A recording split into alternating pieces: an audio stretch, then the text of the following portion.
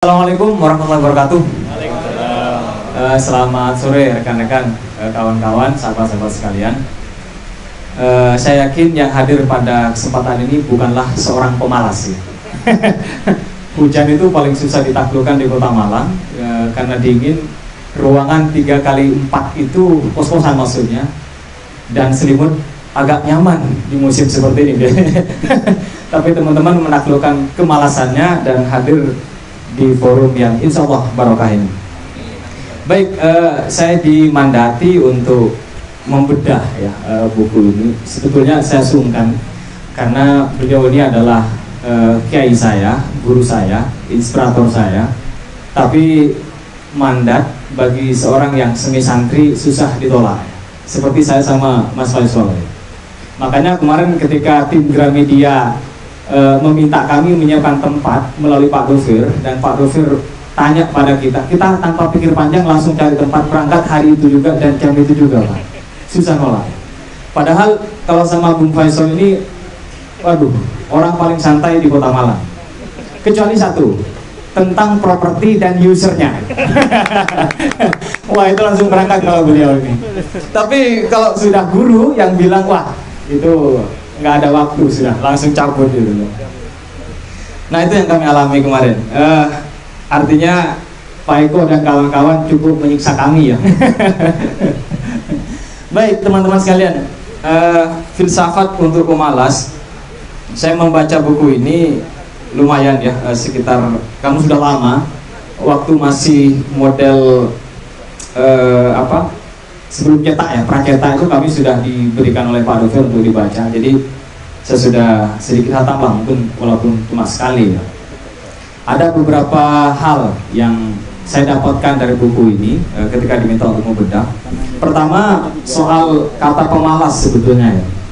Saya masih bertanya, apa yang dimaksud pemalas dalam konteks ini? Pemalas dalam versi apa? Kalau kita buka KBBI misalnya, pemalas itu adalah orang yang malas bekerja, enggan bekerja, pokoknya nggak mau ngapa-ngapain lah kira-kira ya, sukanya rebahan lah kira-kira, itu pemalas. Pertanyaan berikutnya, apakah itu sesuatu yang negatif? Jangan-jangan masih ada sisi positifnya.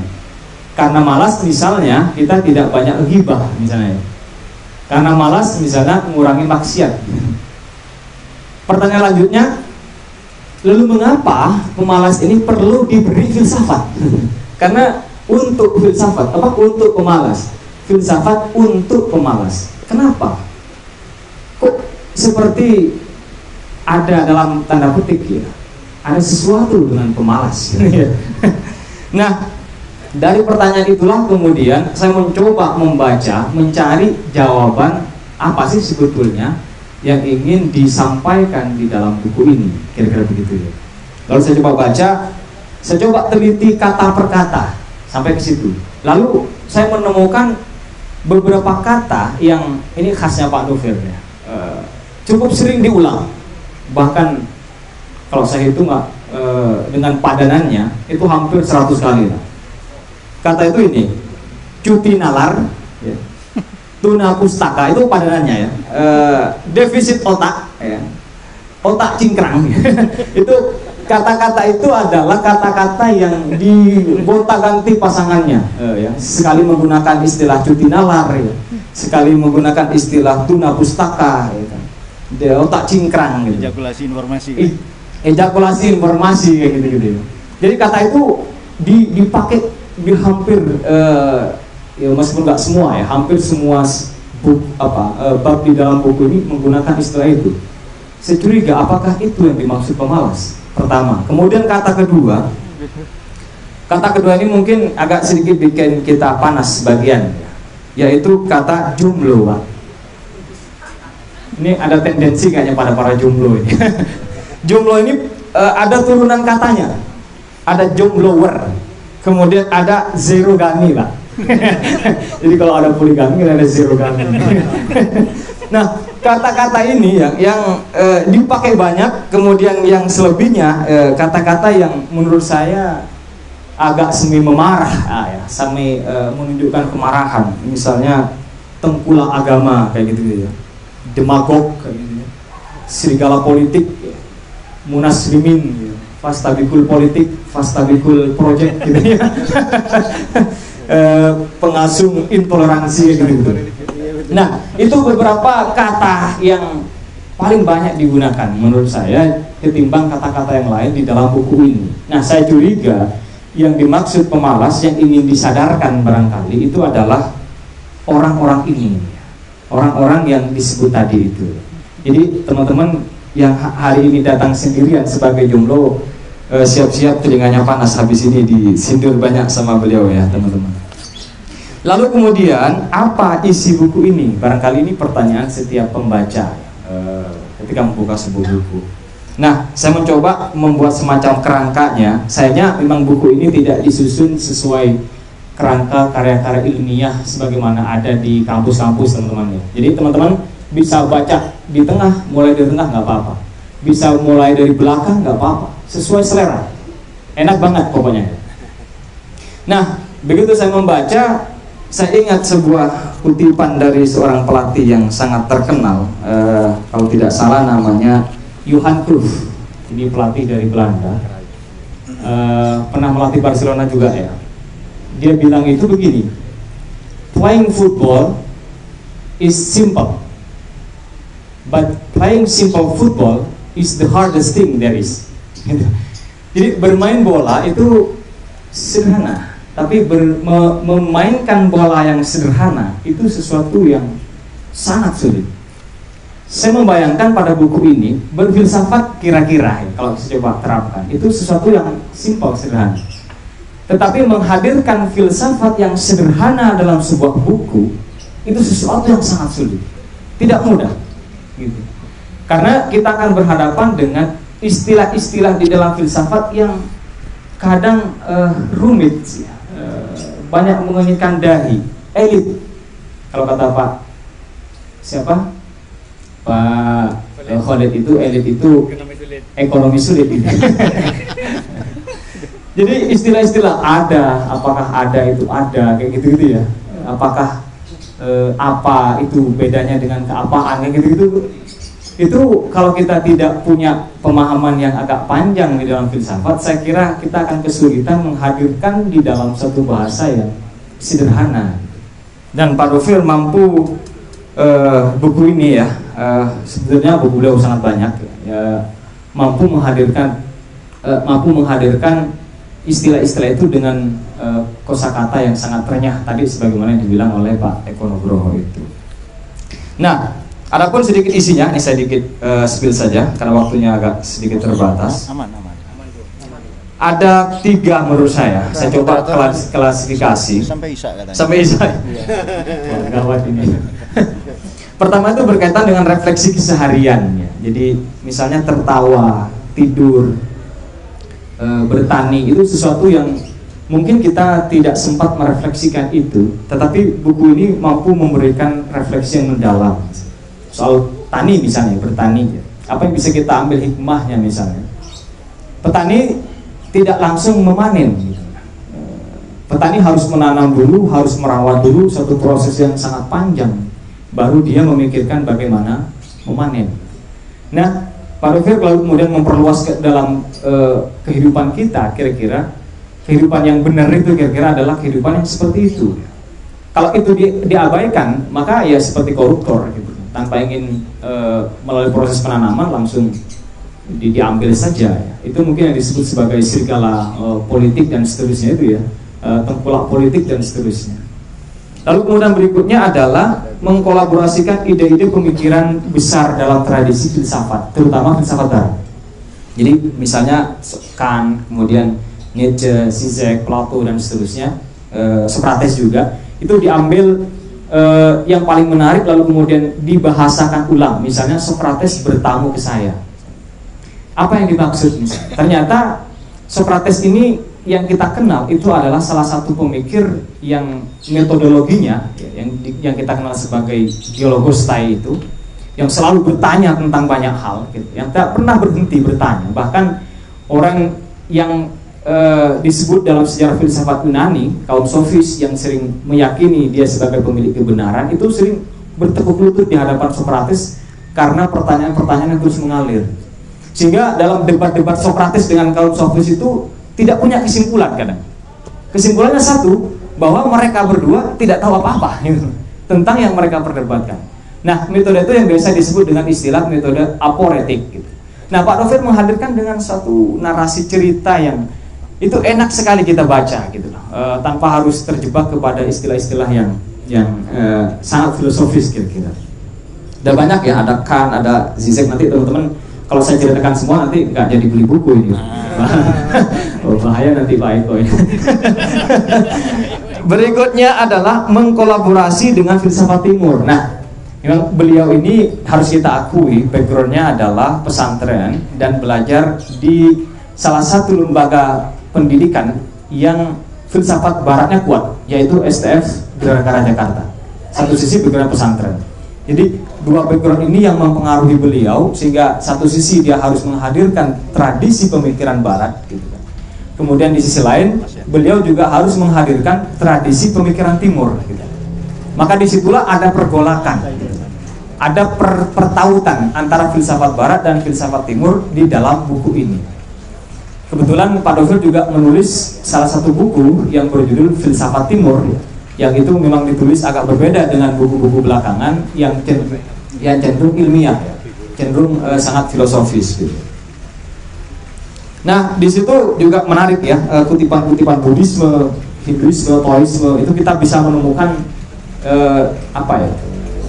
bagaimana kita mengambil hikmah dari situ. Salah satu contoh misalnya yang kita bisa ambil adalah soal way of life misalnya,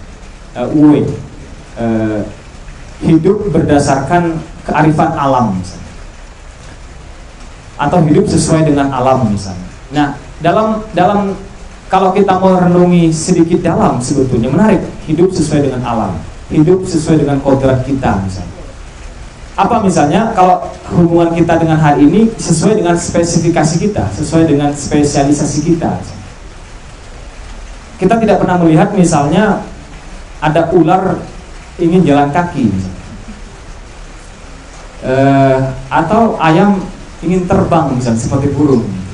Tapi mereka menjalani fitrah mereka. Nah, dalam kehidupan kita barangkali juga seperti itu.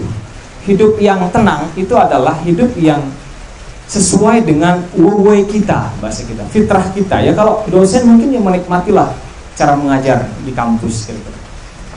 Teman-teman wartawan misalnya yang fokus di dunia jurnalistik, nikmatilah kehidupan itu, berkaryalah kira-kira di bidang itu. Maka itu salah satu jalan untuk mencapai bagaimana kebahagiaan hidup itu atau menjalani hidup dengan lebih baik kira-kira ya. Kebahagiaan lah, eudaimonia yang bisa kita capai. Nah, kira-kira begitu yang ingin saya sampaikan. Sebelum nanti kita diskusi lebih jauh. Kalau kita mau klasifikasi dalam konteks perkembangan filsafat kontemporer, sebagaimana kita tahu ini mungkin nanti Mas Hirid banyak bicara soal ini ya, beliau ada di belakang. Penerbit juga beliau Pak Eko, saingannya Gramedia kayaknya. Penerbit Muri ya. Jadi dalam konteks filsafat modern yang berkembang dua arus ya. Filsafat kontemporer, filsafat analitik dan filsafat kontinental.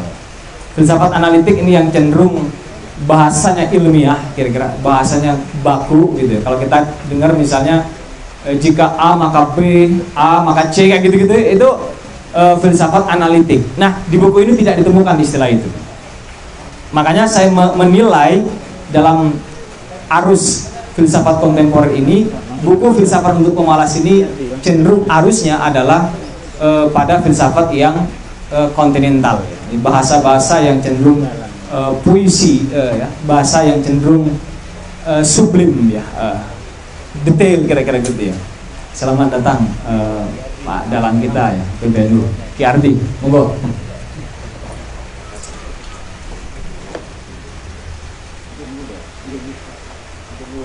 Oke, siap. Baik, saya kira itu saja teman-teman ya untuk memulai diskusi kita. Semoga setelah ini kita bisa berdialog agak panjang ya tentang buku ini. Terima kasih, saya kembalikan kepada Assalamualaikum warahmatullahi wabarakatuh. Cek, sudah Pak. Tangan dulu. Buat Pak Rektor kita. Ini aja, Sal. Baik, kalau tadi beliau Mas Herianto menemukan banyak padanan kata sampai 100 lebih ya. Saya juga menemukan tapi uang. Jadi itu ada di halaman 237. Ini pasang dulu, Sal. Iya Pak. Iya.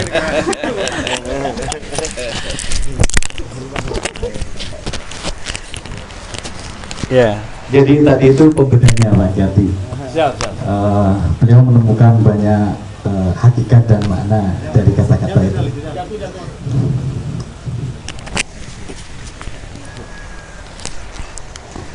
Dan di halaman 237 itu ada 15 kata uang. Uang dengar, uang anu, uang bersih-bersih, uang politik, macam-macam. Itu kalian bisa buka itu supaya kita bisa bahagia dengan uang. Kira-kira begitu Pak. Kemudian salah satu point view yang saya dapat tangkap dari kampanye ya atau kampanyenya beliau adalah bahwa siapa filsuf abad ini atau siapa filsuf pemalas abad, iya kamu gitu, ya saya.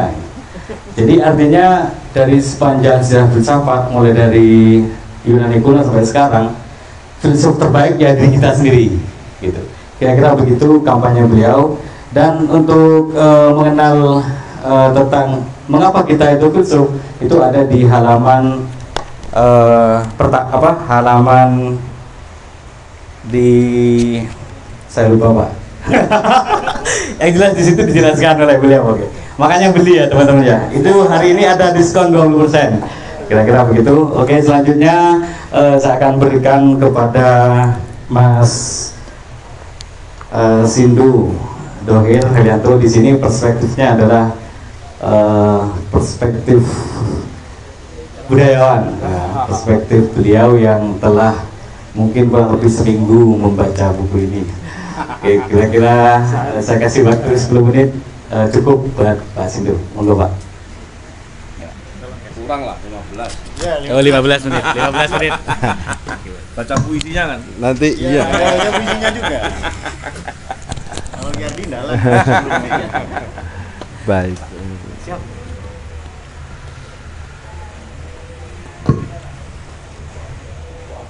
Bismillahirrahmanirrahim. Assalamualaikum warahmatullahi wabarakatuh. Selamat sore bagi yang beragama lain. Alhamdulillah wa syukurillah wa nikmatillah wa la haula wa la quwata illa billah. Alhamdulillah wa syukurillah wa nikmatillah wa la haula wa la quwata illa billah. Alhamdulillah wa syukurillah wa nikmatillah wa la haula wa la quwata illa billah. Yang terhormat beliau Christopher. Saya kalau bahasa Maduranya itu cangkolang sebenarnya. Beliau ini memang kalau dulu kita pernah tinggal di satu pesantren. Beliau ini sangat di bawah junior, di bawah saya jauh sekali. Tapi karena ini ada kultur pesantren, begitu ada identitas Gus itu, saya mesti sampai nawatokna. Jadi ketika saya disuruh ngomong itu saya cangkolang sebenarnya.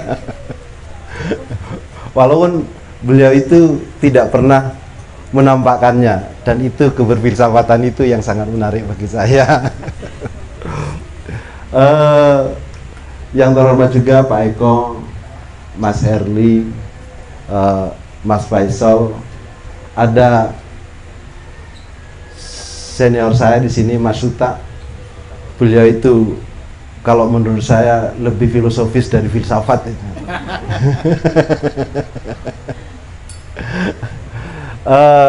Ceritanya begini, saya sebenarnya merasa tidak pantas di sini karena saya bukan seorang filsuf. Ya golongannya Faisal dan Mas Herli, Mas Khalid itu yang ngeprank saya. Saya diminta untuk jadi pengulas atau pembedah. Apalah saya itu bukan seorang filsuf. Judulnya apa? Saya tanya. Filsafat untuk pemalas. Nah, kalau misalnya saya diminta, Saya tidak akan membahas dari konteks filsafat, walaupun saya nggak tahu maknanya apakah filosofis atau tidak, nanti itu urusannya Gus Taufir itu. Ya, kalau memang harus saya bukan filsafat, saya aktor, berarti saya akan melihat dari sudut pandang keaktoran. Itu yang pertama. Nah, setelah itu saya dikirimi bukunya, padahal saya berharap tidak diberi bukunya. Saya biar bisa secara serampangan saja berangkat dari judul. Ini lebih bebas dong. Kan selama ini kalau menurut saya lihat Herli itu, begitu dia betul pahamnya tentang filsafat, justru dia semakin terkungkung rasanya. Saya melihat itu sangat bertolak belakang dengan dunia saya, dunia keaktoran ini. Kebetulan kenapa saya mau berangkat dari dunia keaktoran? Dalam dunia teater itu ada yang namanya meditasi. Saya akan menyorot dari situ nanti. Kebetulan dalam dunia meditasi, khususnya saya itu lebih bangga pada diri saya daripada filsafatnya Socrates. Bukan saya tidak menghargai filsafatnya Socrates, bukan saya tidak menghargai filsafatnya Plato, tapi saya lebih menghargai diri saya daripada filsafat mereka. Bagi Socrates itu sangat berharga filsafatnya, tapi bagi saya itu saya lebih berharga. Itu yang pertama, sehingga saya nanti dari sudut pandang saya saja. Nah, karena tadi saya berangkat dari dunia keaktoran ya, saya sempat nulis ini filsafat kaum pemalas ya. Ini saya tulis tanggal 3 November 2023 jam 13.38 di Malang. Oke. Filsafat kaum pemalas. Jika berpikir tidak mampu memantik kesadaran, maka diam sungguh bermakna dan ia indah dirasa. Jika keilmuan hanya pemantik kecongkakan dan baperan, maka kebodohan akan lebih bermakna, lantas ia indah pada waktunya. Jika gairah membaca dan mengurai menjauhkan pada diri, maka malas tentu menjadi bagian dari helat makna, dan itu pun keindahan semesta. Wahai kaum pemalas, mari kita rayakan kebodohan, sebab ia sungguh bermakna bagi para filsuf yang selalu berkencan dengan nilai-nilai keagungan. Itu yang saya tulis tadi. Nah, saya senang ketika saya diberi flyernya oleh Mas Faisal, itu langsung saya jadikan status itu. Saya jadikan status, saya senang dengan buku ini karena saya merasa dibela. Saya merasa dibela oleh buku ini. Dan saya pun ketika disodori buku, saya tidak membaca semuanya, saya membaca isenya saja, dan itu pun tidak semuanya. Karena saya tidak mau lepas dari status saya sebagai pemalas. Oke. Kenapa saya tuliskan tentang merayakan kebodohan tadi di satu puisi saya? Karena saya seorang aktor. Puncak capaian aktor itu ketika mampu mencandai kebodohannya. Oke. Nah, di sini saya lompat-lompat. Saya kasih tanda di sini. Nanti saya akan melihat secara serampangan mawon Gus nggih. Kalau yang tidak serampangan urusannya Mas Herli sama Gus Taufir itu. Harus ada yang serampangan, memang itu akan lebih tampak filosofis itu. Di halaman 15 saya membaca isinya saja. Oke. Saya langsung poin ketiga, di situ ada, ternyata yang kita tunggu-tunggu selama ini adalah diri kita sendiri, yang ingin kita kenal lebih dekat dari diri sendiri, yang ingin kita kenal lebih dekat, ya diri sendiri, yang kita hasrati untuk merubah juga diri sendiri. Di sini ada 5 poin, maka saya cuman mengapresiasi yang satu ini, yang lain saya tidak mampu, supaya saya tetap tidak lepas dari status pemalas itu. Oke, persoalan diri sendiri ketika saya ngomong dari konteks keaktoran tadi. Dalam keaktoran kita berangkat semuanya di pola latihan itu biasanya kita berangkat dari sisi meditasi. Meditasi itu biasanya adalah pembacaan terhadap diri. Itu yang saya maksud tadi, misalnya ketika di puisi saya, ketika pembacaan kita, keilmuan kita, atau keberfilsafatan kita semakin sudah mungkin menjauhkan pada diri, berpikir kita menjauhkan pada diri kita, maka diam itu akan lebih bermakna. Nah, di situ secara meditatif biasanya itu pembacaan terhadap diri. Saya juga mengutip tentang pernah ada yang menyatakan gini di satu statusnya. Mungkin teman-teman sudah tahu. Kalau engkau tahu sesuatu, tolong beritahulah aku. Pernah dengar ya? Tapi jika engkau tidak tahu sesuatu, aku akan memberitahumu. Kalau kita sama-sama tahu, untuk apa berbicara? Kalau kita sama-sama tidak tahu, maka berbicara pun tidak ada guna. Akhirnya dua orang itu berjam-jam diam saja. Dan diam itu tentu lebih bermakna. Nah, ketika saya mendengar judul Filsafat Kaum Pemalas, kenapa saya lebih tertarik untuk melihat dari sisi meditatif? Karena di konsep meditasi, pemalas itu tidak ada. Dalam konsep meditasi, pemalas itu tidak ada. Jadi semuanya bermakna. Nah, di situ saya tertarik untuk apa yang disampaikan oleh Gustav di bukunya ini. Pemalas. Ternyata begitu saya baca sedikit supaya tidak terkesan pintar saya. Dari cara meredaksikan, saya seolah-olah diajak berdialog. Dan ini bagi saya sangat menarik. Bagi saya, wah, teatrikal banget ini. Berarti saya tidak salah ketika saya melihat dari sudut pandang teatrikal. Artinya di sini ada dialektika. Saya dengan Gustav, saya itu pada beliau saya sangat sungkan sekali. Tapi pada saat saya baca bukunya, seolah-olah saya sudah berhelat dalam emosi yang sekian tahun, seolah yang akrab, kita diajak berdialog. Kita di sini ketika saya membaca buku ini, kita seolah-olah tidak diminta untuk membaca, tapi kita diajak berdialog. Dan kita tidak susah-susah untuk menyimpulkan, karena beliau sudah rangkumkan. Oh iya, betul, ini memang cocok sekali untuk para pemalas ini. Saya pun mencobanya itu, membaca sambil duduk. Saya coba rebahan ini, ternyata bisa. Ternyata cocok sekali nih. Mudah-mudahan terus berlanjut menuliskan buku tentang ini supaya saya terus dibela ini. Oke, jadi yang saya maksud pemalas di sini biasanya kan seperti yang disampaikan Mas Herli tadi. Untuk mempelajari filsafat ada berbagai metode untuk belajar satu filsafat.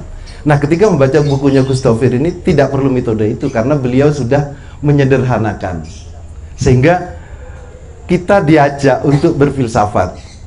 Walaupun kita ini adalah pemalas, kalau yang saya maknai di sini tidak perlu membaca lewat metode-metode apa yang standar di filsafat itu sendiri, tapi kita diminta untuk menangkap secara keberfilsafatan itu sendiri.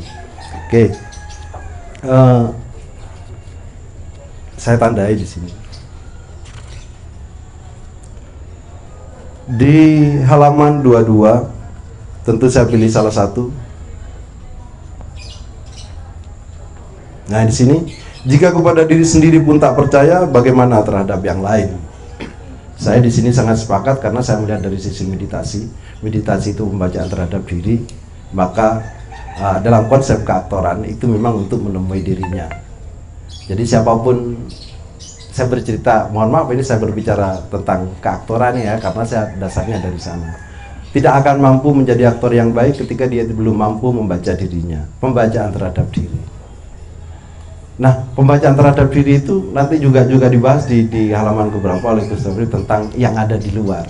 Sebenarnya yang di luar itu, pembicaraan yang di luar itu pembicaraan yang ada pada diri kita. Ketika kita anggap bahwa di luar itu belum ada yang terselesaikan, sebenarnya ada yang pada diri kita yang belum terselesaikan. Biasanya kalau saya memberikan materi pada anak-anak untuk melatih keaktoran, saya membuat redaksi seperti ini.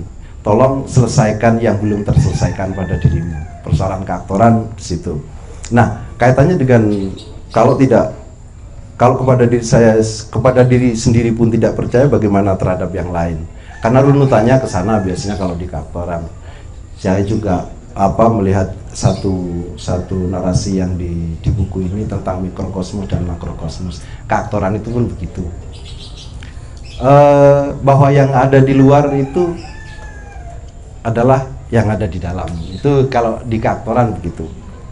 Nah, tadi saya sempat tergelitik ketika saya mau berangkat dari Singosari sampai di jalan begitu hujan deras. Rencana saya mau berteduh. Sempat saya mau gelisah tentang hadirnya hujan. Lalu saya teringat bahwa sekarang kita akan membahas persoalan filsafat. Tapi kenapa kita kok risau dengan keberfilsafatan semesta ini? Jadi itu yang saya maksud ketika keilmuan kita semakin membuat berjarak gitu ya. Artinya apa? Diskursus yang kita ayomi selama ini, yang kita pegang teguh selama ini, kalau kita membuat semakin berjarak, rasanya kalau dalam konteks keaktoran ini, dalam konteks keaktoran akan menjauhkan kita dari keberfilsafatan kita, karena keberfilsafatan itu alat ukurnya kalau bagi saya adalah diri sendiri. Ini persoalan keberfilsafatan. Saya juga biasanya ngobrol dengan teman-teman, saya ingat dengan pernyataannya Syekh Nawawi Al-Bantani Al-Jawi itu ya. Kenapa kalau dalam konteks meditasi itu malas itu tidak ada? Beliau itu mengatakan begini, semakin tinggi keilmuan seseorang, semakin banyak melihat kebenaran orang lain. Semakin tinggi makrifat seseorang, semakin tidak melihat kesalahan orang lain. Artinya kalau saya lihat dari apa yang disampaikan Mas Herli tadi, ini kan persoalan sudut pandang saja. Dan saya sempat ngobrol dengan Mas Herli, Mas Faisal, ketika buku ini ditulis, ini kan persoalan sudut pandang Gus Dovir. Kebetulan Gus Dovir ini kuasa tentang filsafat, maka beliau mempunyai berbagai sudut pandang untuk berbicara sesuatu. Tentunya kita pembenahnya juga, kenapa saya menaruh satu sudut pandang. Dan filsafat itu ketika berterima terhadap berbagai sudut pandang. Tuh masih ada di sini. Saya tepat-tepatkan saja. Nah, di halaman 27, setiap yang hadir dalam hidup adalah guru. Suka atau tidak suka, jangan berhenti belajar, sebab kehidupan tak pernah berhenti mengajar. Oke, dalam konteks meditasi, kebetulan saya dulu pernah mengikuti satu kelompok teater yang ada motonya begini: aku hanya ingin jadi orang baik dan belajar pada guru yang terserah di mana-mana. Dan saya memaknai, mengekspresikan aku hanya ingin jadi orang baik dan belajar pada guru terserah di mana-mana, sampai sekarang pun belum terselesaikan. Mungkin kalau sudah mati baru selesai untuk subjektivitas yang kecil ini. Nah, ketika di sini adalah semuanya adalah guru. Kalau dalam konteks meditasi itu memang. Kenapa? Bagi saya tidak ada pemalas, itu tidak ada. Kalau dalam perspektif meditasi, ada saat tertentu kita memposisikan diri di situasi yang pasif. Kalau kita sedang aktif, maka kita akan merasakan lebih aktif daripada semesta ini. Tapi ketika sedang kita memposisikan diri pasif, maka kita akan mampu berkomunikasi dengan semesta, dan semesta itu yang sangat aktif berbicara pada kita. Itulah dalam konteks meditasi gitu. Jadi maka tidak ada malas itu sebenarnya. Nah, dan yang saya baca di bukunya Gus Dovir, sama sekali tidak berbicara kemalasan di sini. Justru saya ngomong ke Faisal, ini metodenya Gus Dovir menyapa, tidak menasehati, tidak memerintah, tapi menyapa. Itu yang saya lihat itu. Ini metodenya Gus Dovir, menyapa saja. Kalau bagi kita yang sudah dekat, sering berkolaborasi, bahkan berhubungan dengan Gus Dovir, sudah biasa seperti yang disampaikan Pak Eko tadi. Tapi bagi kaum milenial Gen Z ini adalah sapaan Gus Dovir, yang mungkin orang merasa akan berjarak dengan filsafat. Dan secara tidak langsung, kalau yang saya baca di sini Gus Dovir, sebenarnya sampean semua itu tidak berjarak dengan filsafat. Sampean itu sudah filosofis, itu yang saya tangkap di sini. Oke, ada lagi di sini. Sudah habis waktunya? Sementara dipending dulu. Oke, baiklah. Nanti ditambah. Terima kasih. Mohon maaf apabila ada yang kurang berkenan. Dari saya Akhirul Kalam. Wassalamualaikum warahmatullahi wabarakatuh. Tangan dulu buat Pak Sindu. Selanjutnya kita akan ke budayawan atau dari Dalang Lestumi PBNU ya. Tapi sebelum itu saya ingat betul ketika malam Kamis diskusi filsafat yang diasuh oleh Mas Haryanto ya, waktu itu saya masih mondok di Pondok Luhur. Ada satu teman bertanya begini, bagaimana hubungan filsafat dan sains? Saya membayangkan jawabannya itu agak dalam gitu, agak ilmiah lah. Ternyata jawabannya sama. Mungkin pertanyaan saya begini Pak Sindu, bagaimana hubungan filsafat dan seni gitu? Ya baik-baik saja gitu. Kira-kira begitu. Selanjutnya kita pasrahkan ke Ki Ardi untuk memberikan wejangannya dan mengulas buku ini. Monggo Pak.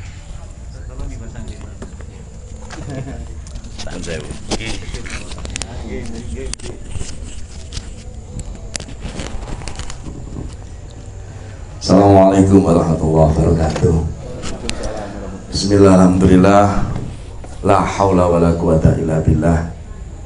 Bismillah, alhamdulillah, wassalatu wassalamu ala rasulillah. Ingkang kula hormati, yang saya sayangi, yang saya cintai, seluruh kawan-kawan muda, penggila baca dan mungkin penggila literasi, atau mungkin adalah para filsafat handal, filosof handal. Kula niki bukan budayawan sebetulnya, mung kebacut kemawon hidup itu terlanjur berkesenian ya. Jadi kalau ngomong nih budayawan itu terlalu lebar Mas, kita harus menguasai banyak hal. Budayawan itu harus menguasai banyak hal. Kalau enggak punya pemahaman atau penguasaan tentang banyak hal, jadinya bukan budayawan tapi mungkin buayawan ya. Matur suwun Gus Dovir, kemudian Pak Eko Nugroho, Mas Indu dan kawan-kawan, ada Gus Ainun, sahabat saya. Ngeten, karena hidup saya itu bahasa campur-campur bisa menerima nggih Mas nggih. Karena hidup ini Pak De sutak ngapunten. Karena hidup saya ini bergelimang dengan seni tradisi Jawa. Itu setiap saya membaca, setiap saya bertutur, artinya ngomong, itu menggunakan wahana wayang atau mungkin bermain ketoprak atau wayang orang atau sendra tasik atau sendra tari. Itu sumbernya itu memang ya dawuh-dawuh pitutur-pitutur luhur. Dari dawuh-dawuh dan pitutur-pitutur luhur, wulang reh, Wedotomo, Sandi Tomo dan sebagainya, itu tidak satupun leluhur kita yang bukan seorang filosof. Jadi sampean ini adalah bangsa besar. Karena saya yakin dari bukunya beliau Gus Dovir ini saya baca, ngapunten karena saya juga nderek ke dawuh samikna wa atokna, ini jarang moco akhirnya. Mergo penggaweane mung manut karo mlaku, manut mlaku. Lah tentunya yang kita ikuti adalah beliau-beliau yang suka membaca ini. Karena mlaku tanpa arah ya juga bahaya, sok cemplung kali barang ya.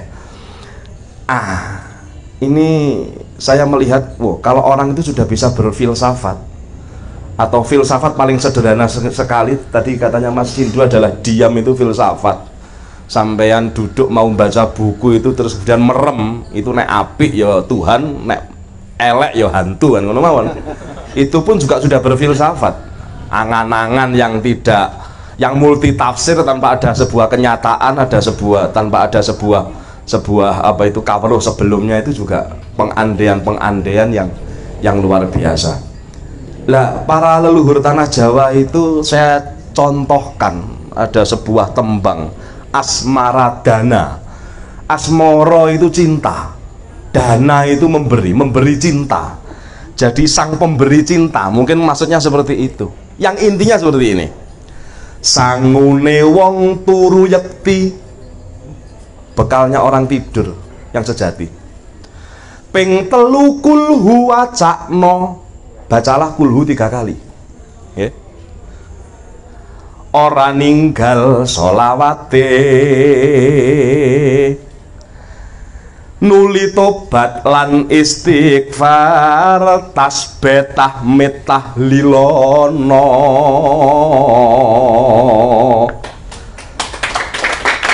Takbir dadi pungkasane, iku dawuh Nabi mulya. Ini orang kalau sudah kasmaran itu kadang-kadang memunculkan kalimat itu dengan hati, itu pun kadang-kadang ekspresi itu tidak terwakili oleh kalimat-kalimat itu, sehingga kadang para pelaku Jawa itu pada puncak filsafatnya adalah diam, suwung, karena cinta itu sudah tidak bisa berbicara dia. Karena sudah cintanya sudah gaduk, itu mungkin sudah tidak bisa diwakilkan dengan kata-kata. Kalau masih ada kata-kata ini mungkin bisa malsu juga, bisa jadi buaya juga kan gitu. Nah, saya membaca tulisannya Gus Dovir ini luar biasa. Dengan lambaran, dengan apa? Dengan dasar pemikiran yang luar biasa, tapi mampu beliau ceritakan dengan yang sangat sederhana, dengan bahasa kekinian, dengan bahasa gaul, dengan bahasanya anak-anak sekarang. Keren ini. Beliau sangat sanggup menyampaikan tujuannya, mungkin juga menyampaikan cintanya dengan kata-kata itu. Luar biasa Gus Dovir ini. Tinggal ditambah sedikit keberanian. Bahaya. Kalau orang bukan untuk nyalek saja Gus, bahkan untuk nambah istri. Karena mampu menyampaikan sesuatu yang tidak bisa kita sampaikan, Gus Dovir mampu menyampaikan, dan dengan bahasa-bahasa kita loh, dengan logat-logat kekinian. Saya membaca ya, ndak semuanya orang mampu, karena duduk pembaca saya pendengar dan pelaku pun nggak semua saya lakukan, ada yang saya manipulasi, ada macam-macam. Sehingga dari dawuh Nabi, dawuhnya para leluhur tanah Jawa, para wali, para pujangga, beliau pada puncak filsafatnya mungkin tahu bahwa manusia ini pada hakikatnya memang pemalas. Sampai Nabi Musa saja mengingatkan, para nabi-nabi mengingatkan saat Kanjeng Nabi Isra Mi'raj, ojo sembayang nek sedina 50 rakaat lho, kon iki opo gak dadi kon. Dinyang sampai dadi 5 rakaat iki akeh sing alpa kan itu. Karena beliau tahu loh, manusia ini males. Ini coba ini dawuh Kanjeng Nabi, sangune wong turu sebelum tidur itu Kanjeng Nabi pernah dawuh kepada Sayyidati Aisyah, nek iso sadurunge turu iku ojo sampai awakmu durung munggah kaji. Ya apa carane nek awakmu kate turu iku sak iso-isane ojo ngantek durung maca Al-Qur'an utawa khatam Al-Qur'an. Sak iso-isane nek sampean kate mapan turu iku ojo ngantek yang ketiga, mari ngapalno Quran, kemudian ojo sampai durung kirim sholawat, mergo sampean besok butuhno syafaate para nabi-nabi sing duwe hak untuk mensyafaati, mungkin juga para wali dan para kekasih yang lain ya. Kemudian ojo ngantek awakmu mapan turu, ojo ngantek awakmu makan turu, mapan turu nek durung njaluk sepuro karo dulur-dulurmu sing adoh, sing cedak, sing ketok, sing gak ketok. Itu saran Nabi mulia itu luar biasa. Dan Sayyidati Aisyah kebingungan, loh ya nopo Gusti? Kate mapan turu kok ngapalno Quran, kok maca Quran kok ngatamno Quran. Gampang wae. Maca kulhu ping 3 ki padha karo ngatamne Quran. Lah terus kados pundi Kanjeng Nabi? Kula njaluk sepuro kali dulur-dulur kula sing tau tak tatoni, sing sengaja sing gak sengaja. Dulur-dulur sing tahu ditatoni, disalahi, sing gak sengaja, sing sengaja, sing gak sengaja. Gampang wae. Istighfar. Allahumma ighfir lil muslimin wal muslimat. Astaghfirullahaladzim alladzi la ilaha illa al hayyul qayyum wa atubu ilaihi. Astaghfirullahaladzim alladzi dan sebagainya, nggih. Itu. Kemudian sadurunge mapan turu aja ngasih awakmu durung umroh, durung budal kaji. Ya napa carane Gusti? Maca subhanallah walhamdulillah wala ilaha illallah wallahu akbar. Dan sebagainya dan sebagainya. Ternyata kita diberi resep-resep untuk menjadi pemalas memang. Ganjarannya orang puasa Syawal itu padha ambek poso sak dawane dina sadurunge awake dhewe nemoni Syawal, bahkan sebelumnya kita bakal nemoni Syawal meneh. Dosane di ngapura setahun sadurunge karo setahun sakwise. Poso Senin Kemis kuwi iso ngapura dosane ing dalem dina sepasar utawa pitung-pitung dina. Jadi dari situ kemalasan itu memang sudah ditangkap oleh beliau-beliau pujangga agung di tanah Jawa, beliau para nabi dan para wali.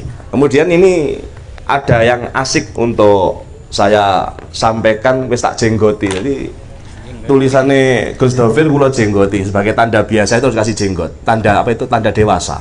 Tanda kedewasaan itu kalau sudah mulai ada tanda-tanda kedewasaan kan muncul jenggotnya. Ini saya jenggoti, saya kasih rambut, tulisannya ada di sini pasaraya kapitalisme. Ini medeni ini nanti yang masuk ke pasaraya kapitalisme itu ya yang pasti bisa ditambah di situ Nahdliyin kapitalisme atau mungkin Marhaen kapitalisme. Pokoknya intinya kecepit kabeh kapitan. Jadi nek gak kecepit gak metu kapitale kan itu. Nah, ini asik untuk disampaikan karena leluhur dulu juga sudah matur bahwa gela-gelo wong Jawa karek separuh Cina karek sak jodoh. Loh, ini tahun berapa muncul kalimat itu? Tahun 1800 di masa Ronggo Warsito hidup, Pujangga Agung Ronggo Warsito hidup, dan beliau penghafal Quran. Beliau pujangga Jawa, pujangga Keraton Solo, Mbah Ronggo Warsito itu. Dan beliau melanjutkan kitab-kitab kuno sebelumnya.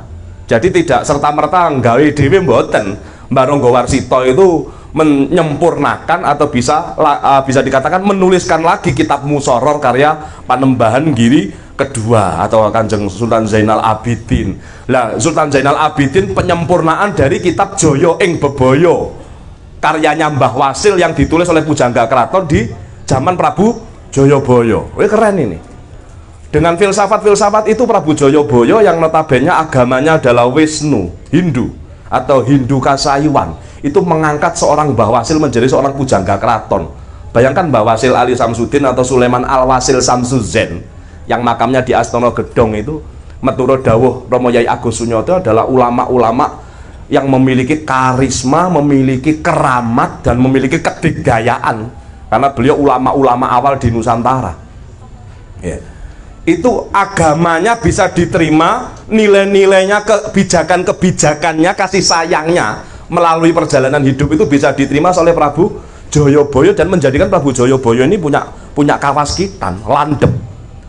Beliau bisa menebak zaman ke depan seperti apa, sehingga di puncak-puncak filsafat para kekasih, di puncak-puncak filsafat para pelaku spiritual, para nabi, para wali, itu bisa dijadikan pegangan untuk menjawab tantangan zaman di depan itu seperti apa. Lah, itu yang sekarang kita abaikan. Kita melulu aja ikut apa kata sekarang, tapi kita lupa dengan apa kata yang lampau. Kalau di prinsipnya Nahdlatul Ulama ada akidah al-muhafadzatu ala qadimi sholih wal ahdu bil jadidil aslah. Jadi sing lawas-lawas sing sik genah sing apik-apik ku gawe empuk rek. Aja kemaruk karo barang sing anyar gitu loh. Lek perkara wong ayu gak apa-apa anyar gitu. Tapi lek perkara liyane iku sing lawas-lawas iku apik-apik ngono lho. Apik-apik iku gawen, ndak ada masalah. Sehingga dari situ kita melihat dawuh Mbah Rangga Warsita itu sangat relevan. Karena puncak filosofi beliau itu mengatakan bahwa gela-gelo wong Jawa karek separuh. Artinya apa? Wong Jawa ilang Jawane. Wis ora patek Jawa gitu loh. Jadi wong Jawa tapi ala hidupnya ala barat. Wong Jawa tapi hidupnya ala Arab. Mangan sego nek kudu sego kabuli gak marem. Itu minuman kalau nggak uyuwe unta gak marem. Jadi sing digoleki sing aneh lah, pokoknya sing antik gitu. Jadi harus ngingu jenggot dan sebagainya. Terus sembayang baduke kudu gosong. Kan enggak harus gitu loh. Itu filsafatnya leluhur kita dulu enggak seperti itu. Bahkan disembunyikan. Spiritual itu keluhuran itu beliau sembunyikan. Coba teman-teman cerdas dikit. Saya juga belajar kok. Mana wali di tanah Jawa sing baduke gosong? Panjenenganipun Mbah Hamid Abdullah Pasuruan? Orang ganteng wis ora nek gosonge blas. Juga gak ngingu jenggot. Ada yang protes kewalian Mbah Hamid? Enggak ono. Syekhona Khalil, enggak usah yang kita enggak ada fotonya, yang ada fotonya saja. Mbah Mi, Gus Mi, apa kurang wali Gus Mi iku yo baduke yo gak gosong, yo gak ngingu jenggot kan gitu. Tak delok yo sarungan yo gak gawe cingkrang dan sebagainya. Itu adalah kesimpulan-kesimpulan bahwa apa? Ternyata filsafat ini adalah mungkin sangat rangkulan sedina lan wengine kelawan agama. Orang yang beragama dan melakukan agamanya, saya yakin, maka dia adalah seorang filosof. Nah kemudian agama ini intinya di mana ya? Akhlak rek. Lek akhlakmu apik, insya Allah filsafat hidupmu itu ya luar biasa. Tapi orang itu tidak punya akhlak, bagaimana mau berfilsafat?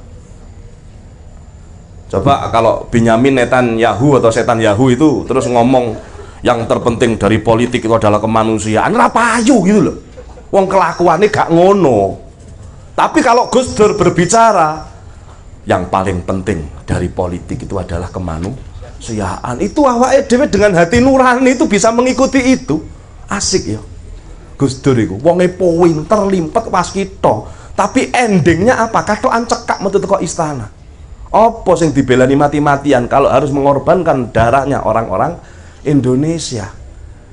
Itu saya yakin beliau-beliau pelaku-pelaku itu filsafat atau filosof handal semua. Kalau kita kan masih handal tapi handal habit kan gitu. Merek Swallow. Lah itu satu. Jadi Gus Dovir bilang di pasar raya kapitalisme ini kalimat asik ini. Pasar ilang kumandangi.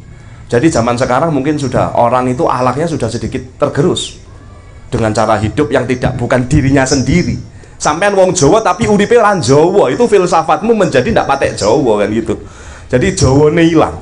Kemudian pasar ilang kumandange. Coba pasar yang dulu rame sekarang sepi, Mas. Karena pasar-pasar kapitalis buka di mana-mana. Warung-warung cilik, bakul-bakul kelontong itu sing biasane awake dhewe nek kono utang. Lek tuku uyah njaluke mbolombok. Lha iki piye tuku uyah kok njaluke mbolombok dan sebagainya, dan dikasih itu di pasar-pasar kelontong. Bahkan nek sampean duwe gawe melok becek, sampean tahu dibeceki karo bose Alfamart. Lek duwe gawe. Tahu nggak dibuwuhi karo arek-arek apa jenenge karo bos-bose Indomaret? Kan nggak pernah. Nggak pernah. Kalau ada CSR ya bukan kita yang ngelola kan gitu.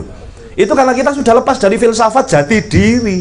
Hidup kita itu nek pasar ilang kumandange, berarti oh iya ini karena hidup kita sudah tidak gondelan jati diri, sudah bukan diri kita sendiri. Coba saiki rame gara-gara apa? Bakul-bakul di pasar kesepian, kumandange ilang. Sekarang orang beli online itu diantar dengan harga murah, pasarnya buyar, Mas.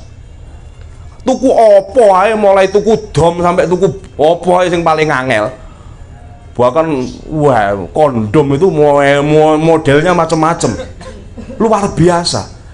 Dan itu yang pernah diceritakan sama almarhumlah Kiai Agus Sunyoto. Saya sebut nama beliau biar penjenengan tahu alur saya berpikir itu. Salah satunya yang mencetak adalah beliau mulia almarhum. Adanya semacam ini apa namanya yang pernah beliau katakan adalah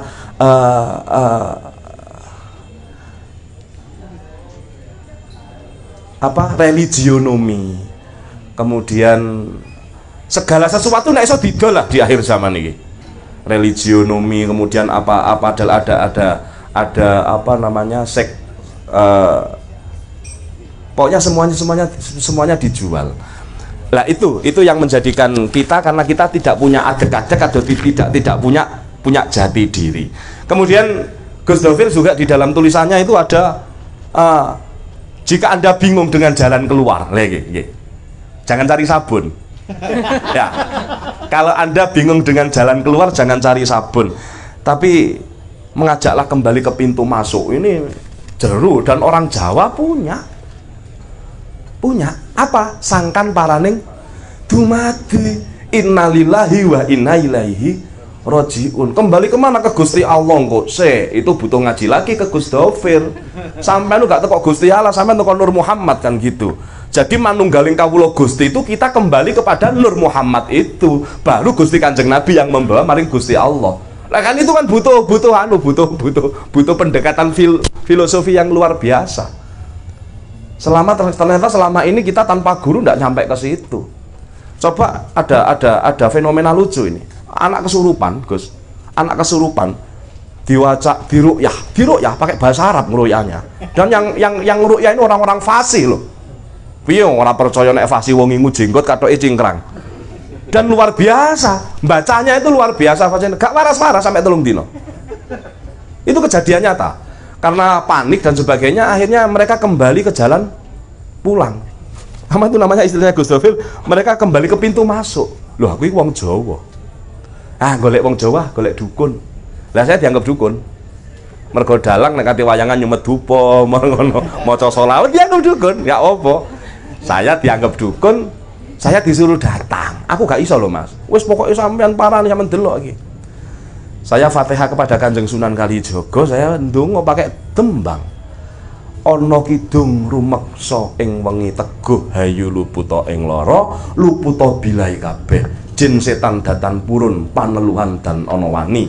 Miwah penggawe ala gunane wong luput, geni satemahan tirta, maling adotan ana ngarah mring mami, guna duduk pansirna la ilaha illallahu Muhammadur Rasulullah sallallahu alaihi wasallam. Kejel Mas. Waras. Aku dhewe sing ndonga bingung. Iki diruqyah 3 dina gak waras. Tak wacakno tembang kok waras. Lah akhirnya diurus saya. Sing ngruqyah ya ngurus aku, sing duwe omah ya ngurus aku. Saya ndak pakai alibi macam-macam, timbangane kok dawa lek nyeritakno. Ngapunten, sing lebone iku demit Jawa, duduk demit Arab. Lah wong sing leboni setan Jawa sampean dongani cara Arab gak ngerti karepe wae. Andai kata anak sekarang ngomong gimana maksud lu, kan nggak tahu. Tapi kalau yang baca orang Jawa, demit Jawa kuno manen, kuno zaman biyen, zaman mbah durung dadi apa-apa itu demite. Kejel waras. Loh, ini fenomena asik. Ternyata donga-donga kuno itu masih relevan. Filsafat kuno itu relevan. Loh, ini tadi tembang Kidung Purwojati itu filsafat semua itu bukan bahasa 1 tambah 1 loro, 2 tambah 2 5, enggak, 3 tambah 3 enggak, itu bahasanya bahasa selalu bukan. Boleh diterjemahkan apapun, boleh ditafsirkan apapun. Bahkan Al-Fatihah sendiri kalau sampean baca kemudian tujuannya tujuan baik, nyampe. Coba saja dengan perilaku tertentu dengan tujuan yang tidak baik, kata umum, jadi juga. Jadi tinggal bagaimana hatimu, niatmu, dan filsafatmu mengarahkan itu semua. Sehingga kesimpulannya tidak panjang kali lebar saya berbicara, dengan adanya kalau kalian lupa dengan apa itu kebuntuan dengan jalan keluar, bingung, maka kembalilah ke pintu masuk. Ini asik. Jadi puncaknya nilai-nilai atau laku-laku spiritual di dalam Islam era wali pun juga mengajarkan ini. Kalau di wayang ada lakon Dewa Ruci, Werkudara itu pada puncak ilmunya, pada puncak filosofnya, pada puncak filosofinya atau puncak perjalanan suluknya, pesuluannya itu bertemu dengan Werkudara kecil. Bima tapi ukuran kecil. Kemudian suatu saat saya ya bacalah etok-etoknya baca gitu ya, biar nggak suudon sampean oleh kok endi informasinya baca Sirul Asrornya Syekh Abdul Qadir Jilani. Di pembukaan itu ada bahwa wujud sempurna dari manusia hidup itu adalah ruh al-qud atau roh bayi, perwujudannya adalah anak kecil. Maka sejatinya Syekh Abdul Qadir Jilani itu menyarankan bahwa setelahnya kamu itu lahir sempurna menjadi bayi kecil, jabang bayi kecil, belajarlah untuk menuju jalan pulang. Jadi setelah kamu dilahirkan ini mulia awakmu ning ngene jalan pulang. Jalan pulang itu butuh pembimbing, jalan pulang itu butuh lek dek ngene basa agamane dek torekot, tirakat, pesuluan dan sebagainya. Ternyata nasihatnya seperti itu dikon dadi pemalas no. Njur ora nyambut gawe kok dikon wiritan. Nah ngono kok. Njur ora nyambut gawe dikon wiritan, njur ora nyambut gawe dikon kholwat. Itu kalau kita mengikuti ilmu kuno kan semacam itu. Dan itu puncak dari kehidupan. Orang diam itu sudah orang puncak dari kehidupan. Orang wiritan itu puncak dari kehidupan. Nggak mungkin lah orang itu wiritan kalau nggak punya masalah. Kadang-kadang orang punya masalah wiritan, ya toh. Setelah masalahnya selesai lupa dengan wiridnya. Kan itu kan terjadi seperti itu. Jadi lupa dengan filsafatnya, lupa dengan filosofinya. Jadi agama sendiri mengajarkan untuk kita harus mengosongkan diri, berangan-angan dan mencari jalan pulang itu. Maka dari apa yang ditulis sama Gustav ini semoga menjadikan manfaat bagi saya untuk memantapkan bahwa mbahku ini bener orang keliru itu aja. Jadi semakin Gustav menulis ini saya semakin yakin sama mbah-mbah itu. Saya semakin meyakini orang-orang tua itu tidak salah gitu loh. Semakin husnudon saja bahwa orang Jawa ini sudah bener. Kenapa kamu cari orang Arab gitu loh. Kalau cari orang Arab yang sudah tidak pamer Arabnya itu yang saya suka. Ada loh yang tidak pamer Arabnya. Ada dan banyak. Padahal beliau Sayyid, padahal beliau Syarif. Kalau diurus masih putune Nabi, tapi menghilangkan jejak. Kalau kita baca sejarah ngaku-ngaku putune Nabi ndek kene selamat, di Timur Tengah hilang kon. Jadi yang paling nyaman ngaku Habib itu di sini. Kalau kita mau ngaku yang sesungguhnya, ya ndak ketemu dalane di Timur Tengah karena bahaya. Maka dari itu timbangan kok cangkemku tekan dindi ya. Saya sudahi dulu, nanti kita dilanjutkan ngobrol. Top Gus Dovir, meskipun kita sering tidak bertemu, kita sering jauh. Nggak pernah saya ketemu sama Gus Dovir bisa tak hitung 5 jari. Cuma di dalam sudut-sudut doa, di atap-atap langit kita selalu berbicara. Bahasa cinta kita seperti itu, di bawah angin, di bawah ruang-ruang kosong, kita menemukan titik-titik perjumpaan di situ. Semoga memberikan berkah kepada semua penjenengan, kepada saya, kepada penulisnya. Semoga ini menjadikan kemanfaatan. Oh berarti Gus Dovir itu biar enak manfaatnya ya, nulis buku, ngejak kancane jagongan. Sampean juga gitu. Sampean hidup juga ada manfaatnya. Tolabul ilmi, menuntut ilmu dari segala penjuru. Jadi dengan adanya manfaat itu kita berharap syafaat. Semoga semua disafaati. Mohon maaf jika ada salah, dilanjutkan. Matur suwun.